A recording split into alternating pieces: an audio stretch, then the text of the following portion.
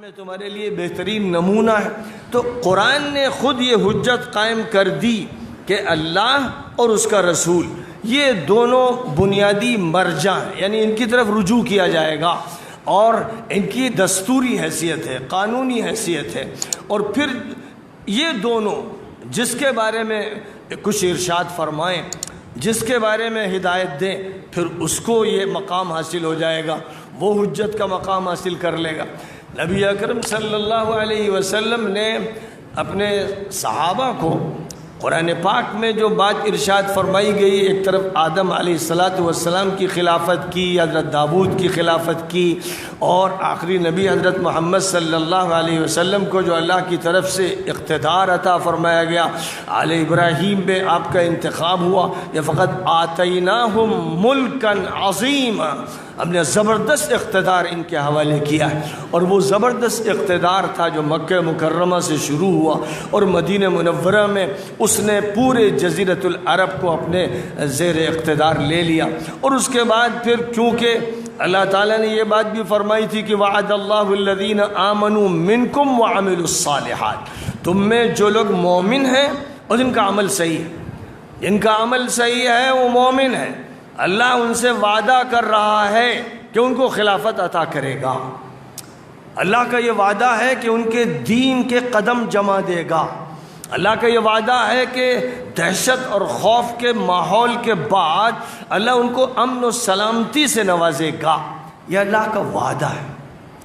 اب یہ وہ وعدہ جو اللہ نے فرمایا تھا حضور اکرم صلی اللہ علیہ وسلم کے بعد پورا ہونا شروع ہوا۔ ابو بکر کو خلافت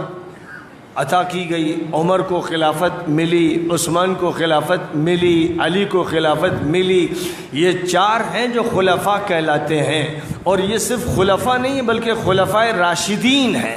ان کی خلافت کے ساتھ یہ وصف بھی لگایا گیا ہے کہ ان کی خلافت درست ہے، صحیح ہے، صحیح منہج پر قائم ہے۔ یہ ہیں جو نمائندگی کرنے والے ہیں، یہ ہیں جو نبی کے نمائندہ ہیں، نبی اللہ کے نمائندہ، آدم اللہ کے نمائندہ، داؤد اللہ کے نمائندہ، سارے پیغمبر اللہ کے نمائندہ، اور پھر نبی کے نمائندہ یہ ہیں جن کو خلفائے راشدین کے نام سے یاد کیا گیا۔ اور حضور صلی اللہ علیہ وسلم نے ان حضرات کے اوصاف بیان کیے، ابو بکر کی امانت، زہد، تقوی، دینداری، صلاح، قربانی، فداکاری کا حضور پاک علیہ السلام نے بڑی وسعت کے ساتھ اور بڑی قوت کے ساتھ اور بڑے جوش کے ساتھ ذکر فرمایا۔ حضرت عمر رضی اللہ تعالیٰ عنہ کی ایمانی طاقت، ان کا ایمانی جوش، اور شیطان کا ان کے پاس سے بھاگنا، اور یہ کہ اللہ کی طرف سے ان کو بہت سی چیزوں کا الہام بھی ہوتا ہے۔ اس طرح کے بہت سے حقائق حضور اکرم صلی اللہ علیہ وسلم نے حضرت عمر کے بارے میں فرمائے اور مختلف موقعوں پر فرمائے۔ حضرت عثمان ابن عفان رضی اللہ تعالیٰ عنہ کے بارے میں ان کی شرم کا، ان کی حیا کا، ان کی فیاضی کا، ان کی سخاوت کا، ان کی دریا دلی کا اور ان کی محبوبیت کا خوب تذکرہ فرمایا۔ اور اپنی دو بیٹیوں کی ان سے، ایک بیٹی کی شادی کی، ان کا انتقال ہو گیا، دوسری بیٹی کی شادی کی، ان کا بھی انتقال ہو گیا۔ فرمایا کہ اگر میری بیٹیاں اور ہوتی تو میں عثمان سے ان کی شادی کرتا۔ ظاہر ہے کہ حضرت عثمان سے آپ کو جو محبت تھی، جو تعلق تھا، وہ بالکل واضح تھا۔ اور پھر جہاں تک حضرت علی کا تعلق ہے، وہ تو حضور کی گودوں میں پلے، وہ تو حضور کے گویا بیٹے تھے، وہ تو 10 سال کی عمر سے حضور پاک علیہ السلام کے گھر میں رہے، انہوں نے تو قرآن پاک کی وحی کا نزول دیکھا، انہوں نے پہلی وحی کا قصہ گھر میں سنا، وہ سب سے پہلے مومن ہیں۔ وہ حضور پاک علیہ السلام کی نصرت میں اس وقت سے ہیں جب سے 10 سال کے نوجوان تھے، وہ سب سے پیش رہے ہیں، ان کا ایک خصوصی مقام ہے۔ اور یہ بات ایسی ہے جس پر تمام محدثین کا اتفاق ہے، مفسرین کا اتفاق ہے، مورخین کا اتفاق ہے۔ محدثین کا، بڑے بڑے جلیل القدر محدثین کا یہ کہنا ہے کہ حضرت علی کے جتنے فضائل صحیح حدیثوں میں آئے ہیں کسی کے نہیں آئے۔ مقام حضرت ابو بکر کا بہت بلند ہے، حضرت عمر کا بھی، حضرت عثمان کا بھی، لیکن فضائل جتنی کثرت سے حضرت علی کے ہیں، محدثین کا کہنا ہے کسی کے نہیں۔ یہ ایک متفق علیہ بات ہے۔ اور حضور پاک علیہ الصلاۃ والسلام کا ان کے ساتھ یہ معاملہ ظاہر ہے کہ وحی کی بنیاد پر تھا۔ حضرت فاطمہ رضی اللہ تعالی عنہ کی شادی جب حضور نے حضرت علی سے کی تو حضرت فاطمہ سے کہا اپنی چہیتی بیٹی سے کہ میں نے تمہاری شادی اس سے کی ہے جو دنیا کا بھی سردار ہے اور آخرت کا بھی سردار ہے۔ اور حضور پاک علیہ الصلاۃ والسلام نے اپنی حدیث میں فرمایا تھا کہ قیامت میں محشر میں حوض کوثر پر جب میں موجود ہوں گا تو سب سے پہلے علی میرے پاس آئیں گے۔ حوض کوثر پر جو ذمہ داری ہوگی نبی کے بعد علی کی ہوگی۔ یہ صحیح حدیث ہے۔ اور حضور پاک علیہ الصلاۃ والسلام نے جو سب سے بڑی بات کی کہ جب آپ نے حج فرمایا،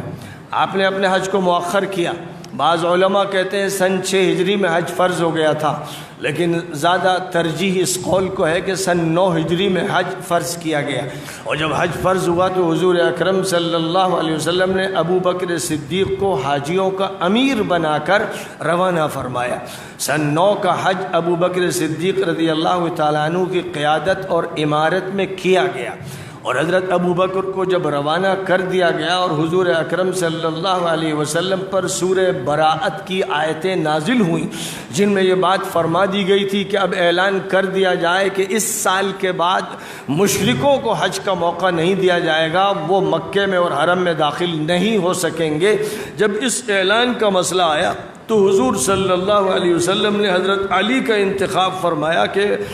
میری نمائندگی سب سے زیادہ اگر کوئی کر سکتا ہے اور قریش کے لوگ اس کو ماننے پر مجبور ہوں گے اور سارا عرب اس پر آمنا و صدقنا کہے گا تو وہ علی ہیں۔ لہذا آپ نے آیات کریمہ سورہ براءت کی ان کو سنائی اور یہ کہا کہ ان آیات کے ساتھ جا کر وہاں مجمع عام میں ان کو علی الاعلان سنا دینا۔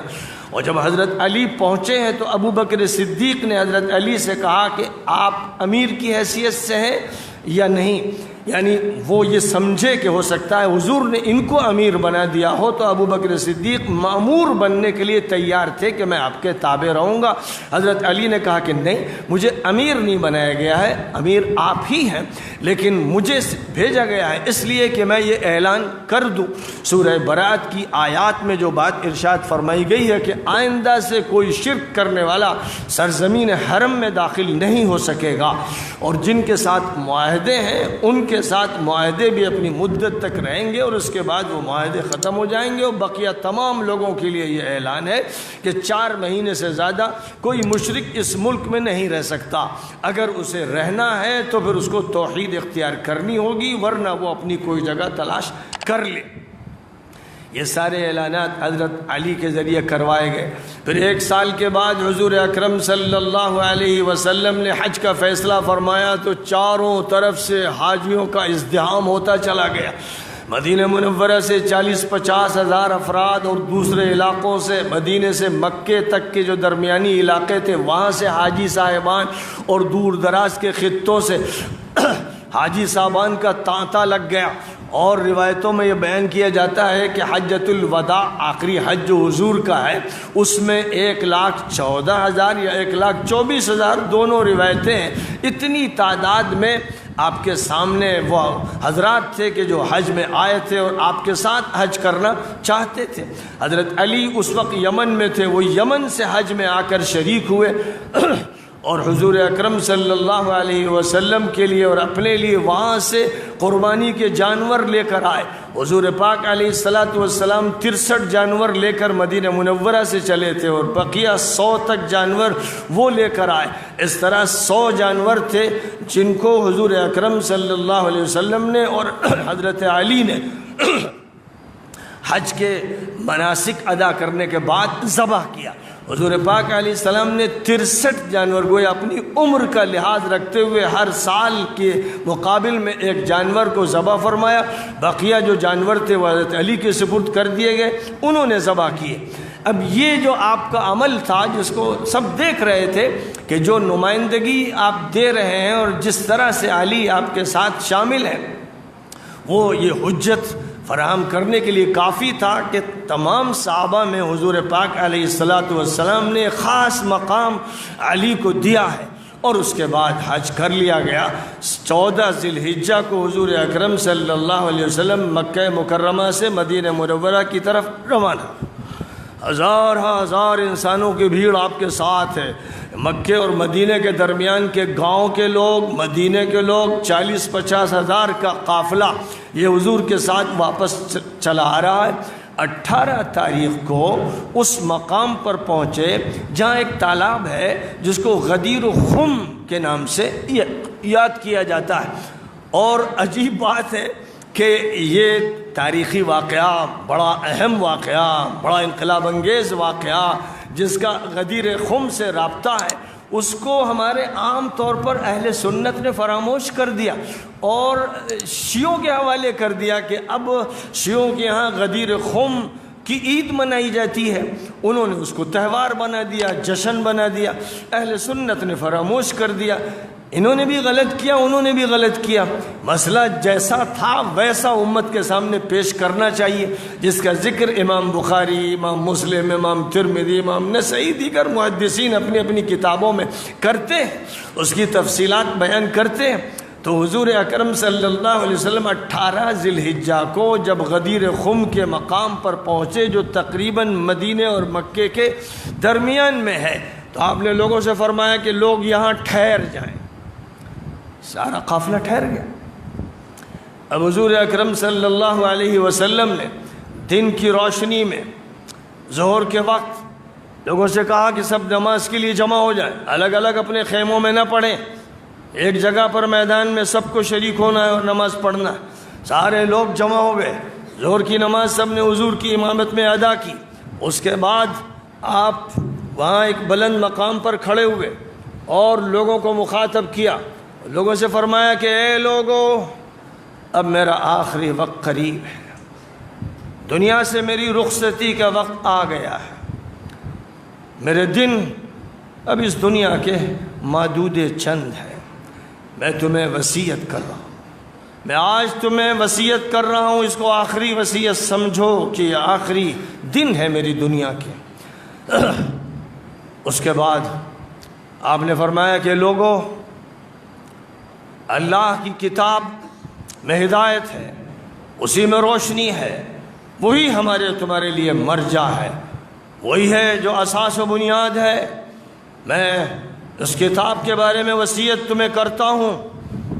اور تم سے یہ کہتا ہوں،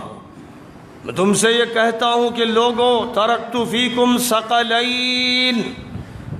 لن تضلوا ما تمسکتم بہما، کتاب اللہ وعطرتی اہل بیتی۔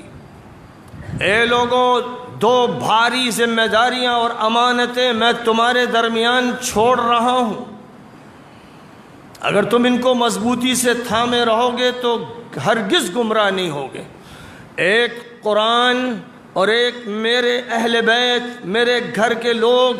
میرے علی، کیونکہ اس وقت علی تھے جن کا ہاتھ پکڑا آپ نے، ان کو کھڑا کیا اور ان کو کھڑا کر کے لوگوں کے سامنے مخاطب کرتے ہوئے فرمایا، اذکرکم اللہ فی اہل بیتی، اذکرکم اللہ فی اہل بیتی، 4 مرتبہ فرمایا۔ اے لوگو، میں تمہیں اپنے اہل بیت، اپنے گھر والوں کے بارے میں یاد دلاتا ہوں، یہ وصیت یاد دلاتا ہوں، اس کو یاد رکھنا، فراموش مت کرنا۔ میں یہ سبق تمہیں دے کے جا رہا ہوں، میں یہ ذمہ داری تم پر ڈال کے جا رہا ہوں۔ اور اس کے بعد حضرت علی کا ہاتھ پکڑ کے لوگوں سے فرمایا، اے لوگو، کیا میں تمہارا ذمہ دار نہیں ہوں؟ اے لوگو، کیا میں تمہارا متولی نہیں ہوں؟ اے لوگو، کیا میں تمہارا ولی نہیں ہوں؟ اے لوگو، کیا میں تمہارا مولا نہیں ہوں؟ تو سارے مجمع نے، 40-50 ہزار کا مجمع ہے یہ، سب نے کہا بلا بلا، آپ ہی ہمارے مولا ہیں، آپ ہی ہمارے ولی ہیں۔ فرمایا کہ اب سن لو، حضرت علی کا ہاتھ پکڑ کر لوگوں کا سامنا کرا کہ من کنت مولا فعلی مولا، میں جس کا ولی ہوں علی اس کے ولی ہیں۔ اور فرمایا کہ تمام اہل ایمان کے میرے بعد علی ولی ہوں گے، اور فرمایا کہ جو بھی علی کی ولایت کو تسلیم کرے گا ان کو علی ولی مانے گا۔ اے اللہ، تو اس کے ساتھ محبت فرما، اور جو علی کی ولایت کو نہ مانے اے اللہ اس سے دشمنی فرما، اے اللہ تو اس سے دوستی مت فرما۔ اور آپ نے اس اعلان کے بعد، لوگوں کو یہ بتانے کے بعد، مختلف حدیثوں میں فرمایا کہ علی ولی المؤمنین من بعدی، فرمایا علی ولی کل مؤمن من بعدی، اور من کنت مولاہ فعلی مولاہ۔ یہ روایت 25 صحابہ کرام سے نام بنام بڑے بڑے بزرگان صحابہ سے منقول ہے، اور یہ روایت وہ ہے جو صرف صحیح نہیں متواتر ہے، اور متواتر اس روایت کو کہتے ہیں جس کا انکار کرنے والا مجرم ہے، فاسق ہے، گنہگار ہے۔ یہ روایت اتنی قطعی ہے، اور اس روایت کو محدثین اپنی کتابوں میں نقل کرتے چلے آ رہے ہیں، بڑے بڑے محدثین نے اس کو بیان کیا اور یہ لکھا کہ یہ متواتر روایت ہے، جن میں بڑے نام ہیں حافظ ابن حجر کے، امام ذہبی کے، امام سیوطی کے، امام عجلونی کے، اور آخری دور میں علامہ البانی صاحب بھی ان میں شامل ہیں جنہوں نے اس حدیث کے اس مقام کو واضح کیا۔ تو یہ ایک ایسی بات ہے جس کو امت کو یاد رکھنا ہے، کیونکہ خاص طور پر جنہوں نے اپنے کو اہل سنت کہا، نام نہاد اہل سنت، جھوٹے اہل سنت، وہ اس حدیث کو چھپاتے ہیں، دباتے ہیں، اس سے کتراتے ہیں، اس کو شیعوں پر مڑ دیتے ہیں یا ان کی طرف منسوب کر دیتے ہیں۔ یہ لوگ مجرم ہیں، یہ لوگ فاسق ہیں، یہ حدیث کے منکر ہیں، یہ نبی کی شان میں گستاخی کرنے والے ہیں، یہ ایک متواتر حدیث میں عیب نکالنے والے ہیں۔ میں آپ سے آج اس مجلس میں صاف کہتا ہوں، پہلے بھی کہہ چکا ہوں، ایسے لوگ ناصبی ہیں۔ خوب یاد رکھیے کہ لوگوں نے شیعوں میں رافضیوں کو تو خوب متون کیا، کرنا چاہیے۔ رافضی شیعوں میں رافضی وہ ہوتے ہیں جو ابو بکر و عمر و عثمان کو مطعون کرتے ہیں، ان کے بارے میں نازیبہ الفاظ استعمال کرتے ہیں، اور عائشہ صدیقہ رضی اللہ تعالی عنہ کو متہم کرتے ہیں، یہ رافضی کہلاتے ہیں۔ اور یہ رافضی جو ہیں اس میں کوئی شک نہیں، گمراہ ہیں، منحرف ہیں، مجرم ہیں۔ لیکن دوسری طرف اہل سنت کے گھس پیٹیے وہ ہیں جو علی کے اس مقام کو جو حضور پاک علیہ السلام نے بیان فرمایا اور مجمع عام میں بیان فرمایا، اور اس طرح کہ یہ میری آخری وصیت ہے، میرا آخری وقت قریب ہے، لوگوں اس کو یاد رکھنا، اس کو نہ بھولانا، اور اس کو میری وصیت سمجھنا۔ جنہوں نے اس حدیث کو چھوڑا، جنہوں نے اس میں کوئی عیب نکالا، جو اس سے کتراتے ہیں، وہ ناصبی ہیں، اور سنت اہل سنت کی طرف جھوٹی نسبت کرنے والے ناصبی ویسے ہی مجرم ہیں جیسے شیعوں میں رافضی۔ اب شیعہ اور سنی کو بھی سمجھ لیجئے۔ شیعہ لفظ قرآنی لفظ ہے، قرآن پاک میں اللہ نے فرمایا وَمِن شِيعَتِهِ وَإِنَّ مِن شِيعَتِهِ لَإِبْرَاهِيمَ إِذْ جَاءَ رَبَّهُ بِقَلْبٍ سَلِيمٍ۔ حضرت نوح کے حضرت ابراہیم شیعہ تھے، قرآن کے الفاظ ہیں۔ حضرت نوح کے شیعہ حضرت ابراہیم تھے۔ شیعہ کے معنی ہوتے ہیں جماعت کے، عربی زبان میں شیعہ کے معنی جماعت۔ تو حضرت نوح کی جماعت میں ہی ابراہیم تھے جو ان کی طرف سچی نسبت کرنے والے پیغمبر تھے، یہ قرآن پاک میں فرمایا گیا۔ تو لفظ شیعہ کا جہاں تک تعلق ہے، اس لفظ میں کوئی عیب نہیں۔ اور حضرت علی رضی اللہ تعالی عنہ کے ساتھ 800 صحابہ تھے جس وقت معاویہ سے جنگ صفین میں ہو رہی تھی، اور باغیوں میں کے گروہ میں مشکل سے 7-8 صحابہ تھے جو باغیوں میں شمار کیے گئے نبی پاک علیہ السلام کی زبان مبارک سے، جن کے لیے یہ لفظ استعمال کیا گیا کہ وہ باغیوں کا گروپ ہے۔ اب 800 صحابہ یہ جمہور صحابہ ہیں، اور جمہور صحابہ کی بات کو جو نہیں مانتا ان کے موقف کے ساتھ نہیں، بلکہ ان کے موقف کے ساتھ کھڑا ہوتا ہے جو باغی ہیں، حضور کی زبان سے بیان کے مطابق وہ ناصبی ہیں۔ اور حضور صلی اللہ علیہ وسلم نے حضرت علی سے فرمایا تھا، علی تمہارے بارے میں میری امت کے 2 گروہ ہلاک ہو جائیں گے، ایک وہ جو تمہارے بارے میں غلو کریں گے جو رافضی بن گئے، ایک وہ جو تم سے نفرت کریں گے، تمہارے خلاف بات کریں گے، تمہارا حق ماریں گے، وہ ناصبی ہیں۔ تو ناصبیوں کو عام طور پر لوگ نہیں جانتے، کیونکہ ہمارے یہاں ہوا یہ کہ جن کو اہل سنت کہا جاتا ہے ان کے ہاں صرف ایک ہی بات چلائی گئی کہ شیعہ اور رافضی، شیعہ اور رافضی، اور اس میں بھی بات صحیح نہیں کہی گئی کہ لفظ شیعہ تو حضرت علی کے ساتھ تمام صحابہ کے لیے استعمال کیا گیا، جتنے صحابہ تھے بڑے بڑے جلیل القدر صحابہ ان سب کو شیعۃ علی کہا گیا، یعنی علی کی جماعت، وہ حضرت علی کے ساتھی تھے۔ تو جو اصحاب علی کا لفظ ہوتا یا جماعت علی کا لفظ ہوتا اس کے لیے شیعۃ علی استعمال کیا گیا۔ اب نتیجہ یہ ہوا کہ جن لوگوں کے دماغوں میں رافضیت اور شیعیت خلط ملط ہو گئی، انہوں نے حضرت علی کے ساتھ جو صحابہ تھے اور حضرت علی کے ساتھ جو تابعین تھے ان کو بھی نعوذ باللہ مجروح کر دیا۔ یہ ناسبی لوگ ہیں۔ لوگوں کو یہ معلوم ہونا چاہیے کہ ناسبیت بھی ویسے ہی فتنہ ہے جیسے رافضیت ہے، اور اللہ کے ہاں قیامت میں یہ دونوں مجرموں کی طرح کھڑے ہوں گے، اور نبی صلی اللہ علیہ وسلم ان کو دیکھنا گوارا نہیں کریں گے، اور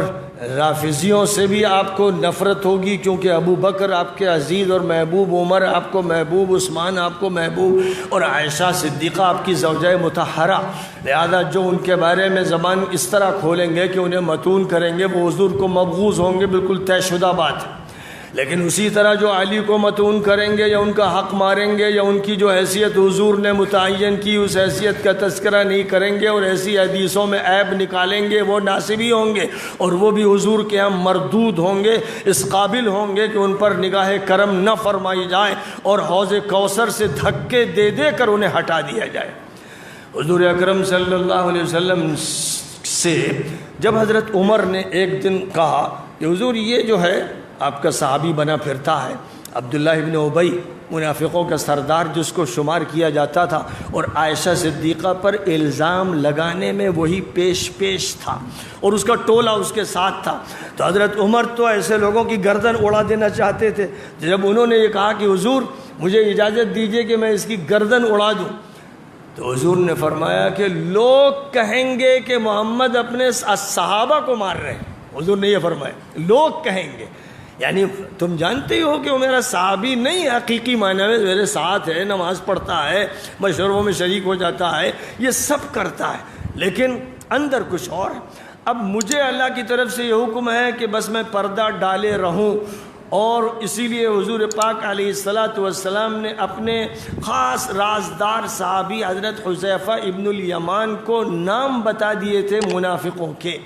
اور وہ لسٹ اتنی خفیہ تھی اور اتنی رازدارانہ تھی کہ کسی کو نہیں معلوم تھا۔ بڑے بڑے صحابہ کو حضرت عمر کے بارے میں صحیح روایتوں میں ہے کہ وہ حضرت حذیفہ سے گھبرا کر پوچھتے تھے ارے میرا نام تو نہیں ہے، تو وہ کہتے تھے نہیں ماشاءاللہ آپ کا نام نہیں، آپ کا نام نہیں،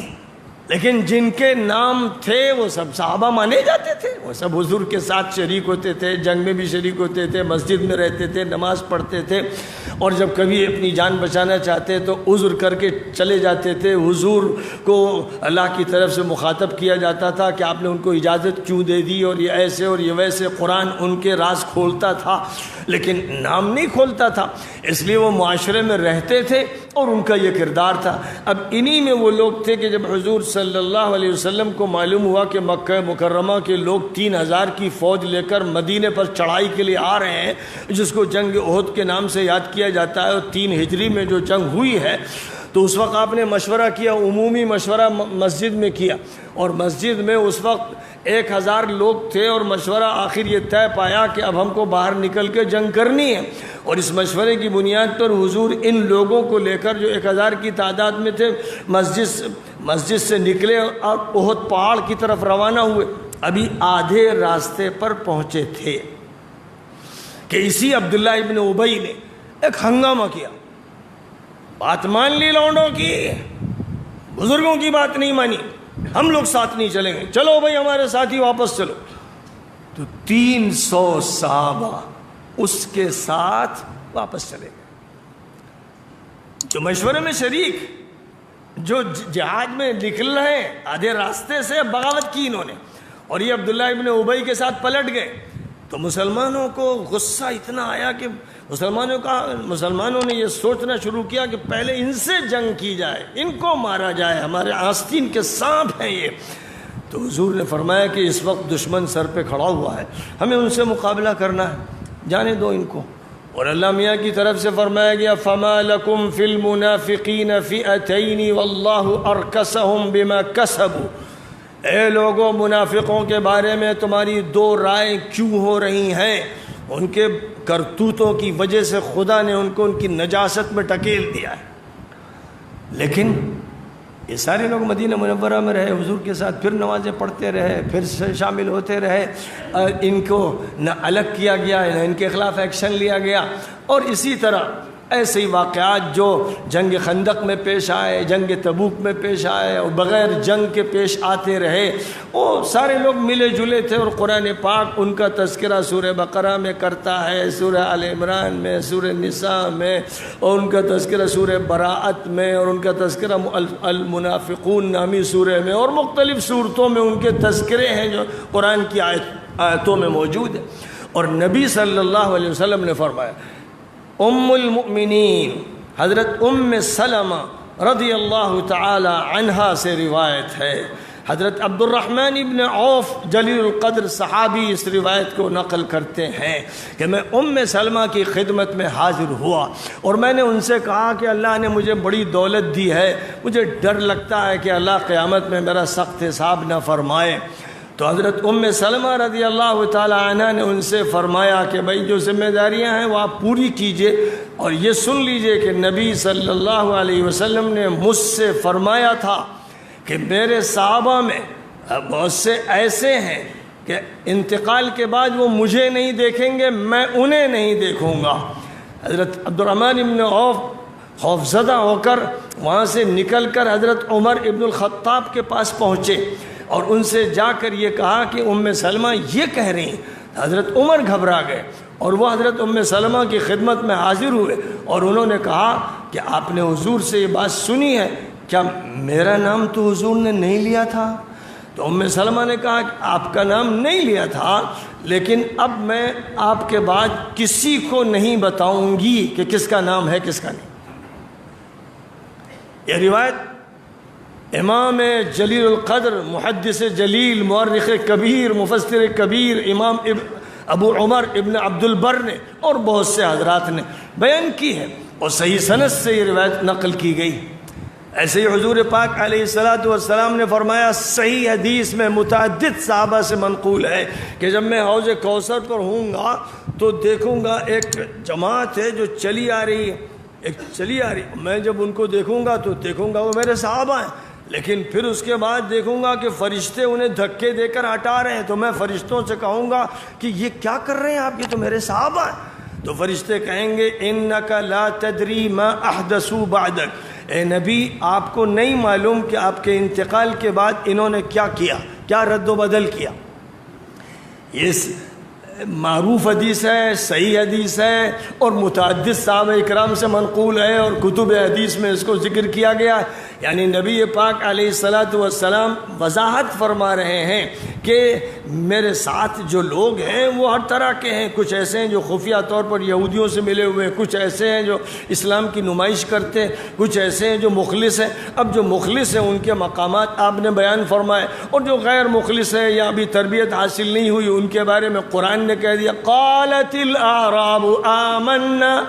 قل لم تؤمنوا ولكن قولوا اسلمنا ولما يدخل الايمان في قلوبكم۔ یہ بدو دیہات ویات سے جو آتے تھے اور حضور کی مجلس میں رہتے، کھانا ان کو ملتا، خاطرداری ان کی ہوتی، اب یہ آ کر کہتے کہ ہم لوگ بھی تو مومن ہیں، تو قرآن میں فرمایا گیا کہ ان سے کہہ دیجئے کہ تم صرف مسلم ہو، سرنڈر کیا ہے تم نے، ایمان تمہارے دلوں میں داخل نہیں ہوا ہے۔ معلوم یہ ہوا کہ ہر طبقے کے لوگ آپ کے ساتھ تھے۔ سیرت کی کتابوں میں اس کی روایتیں اتنی ہے کہ کوئی جاہل ہوگا یا معاند ہوگا جو اس کا انکار کرے۔ اب عام طور پر بہت سے لوگ ایک حدیث پیش کرتے ہیں کہ حضور نے فرمایا لا تسبوا اصحابی، میرے اصحاب پر سب و شتم مت کرنا، یہ بیان کر دیتے ہیں، اور جب یہ بیان کرتے ہیں تو عجیب مغالطے کے ساتھ بیان کرتے ہیں کہ لا تسبو کے معنی گالی گلوچ مت کرنا، اور اللہ نے فرمایا کہ جو مشرک ہیں ان کے دیوتاؤں کو، دیویوں کو، بتوں کو، مورتیوں کو بھی گالی گلوچ سے یاد نہ کرو۔ جو بات شرک کی غلط ہے اس کو بتاؤ، توحید کی حقیقت سناؤ، لیکن گالی گلوچ شریفانہ رویہ نہیں۔ تو فرمایا لا تسبوا الذین یدعون من دون اللہ فیسبوا اللہ عدوا بغیر علم، کہ اگر تم گالی بکو گے، رام کو گالی بکو گے، کرشن کو بکو گے یا کسی اور کو بکو گے، تو پلٹ کر وہ اللہ میاں کو گالی دیں گے، اور اس طرح تم سبب بن گئے اللہ میاں کو گالی دلانے کا۔ اس لیے ان کے بھی جو دیوتا دیوی ہیں ان کو گالی مت دو، بات یہ کہو کہ بھئی اللہ اور ایشور ایک ہے، اس کے علاوہ کسی کی عبادت نہیں ہونی چاہیے۔ مورتیوں میں کیا رکھا ہے تو آپ ہی بناتے ہیں اپنے ہاتھوں سے اور پھر ان کو خدا بنا لیتے ہیں، یہ عقل مندی کی بات نہیں ہے، خلاف عقل ہے، خلاف دین ہے۔ تو جو اس علمی دلیل ہے وہ پیش کی جائے اور جو حقیقت ہے وہ بتائی جائے، یہ وہاں مقصود ہے۔ ایسے ہی فرمایا نبی پاک علیہ السلام نے سباب المسلم فسوق وقتالہ کفر، مسلمان کو گالی بکنا فاسقانہ عمل ہے اور اسے جنگ کرنا کفر ہے۔ اب ہر مسلمان کے بارے میں یہی بات فرمائی گئی، کوئی فرق نہیں ہے، دیویوں کے بارے میں، دیوتاؤں کے بارے میں، مسلمانوں کے بارے میں، صحابہ کے بارے میں، سب کے بارے میں یہ فرمایا جا رہا ہے کہ بھائی گالی اچھی چیز نہیں، مسلمان کو گالی گلوچ نہیں کرنا چاہیے۔ اسی لیے فرمایا لا تسبوا الدہر، زمانے کو گالی مت دیا کرو۔ فرمایا لا تسبوا الریح، ہوا کو گالی مت دو۔ فرمایا لا تسبوا الدیک، مرغے کو گالی مت دو کہ وہ ککڑوں کو کر رہا ہے۔ اب کسی کی نیند اکھڑ گئی، ارے بدماش کہیں گا اس وقت اذان دینے کھڑا ہو گیا، تو یہ سب جو حرکتیں غیر شریفانہ ہیں۔ بلکہ ایک روایت میں یہاں تک کہ لا تسبوا الشیطان، گالی گلوچ شیطان کے لیے بھی نہ کرو، شیطان مجرم ہے اور شیطان خطا کار ہے اور شیطان ہمارا دشمن ہے، یہ سب اللہ کہہ رہا ہے۔ تو لہذا جو بات قرآن کہہ رہا ہے بس وہ کہو۔ قرآن جو بات کہہ رہا ہے شرک کے بارے میں، جو بات کہہ رہا ہے بتوں کے بارے میں، جو بات قرآن کہہ رہا ہے دیویوں دیوتاؤں کے بارے میں وہ کہو، اور اسی طرح جو بات بھی وہ منافقوں کے بارے میں کہہ رہا ہے، گمراہوں کے بارے میں کہہ رہا ہے، باغیوں کے بارے میں کہہ رہا ہے، طاغیوں کے بارے میں کہہ رہا ہے، وہ کہو، اسے کہنا ہے، کیونکہ اگر تم اسے نہیں کہو گے، اسے نہیں مانو گے تو پھر قرآن پر تمہارا ایمان نہیں۔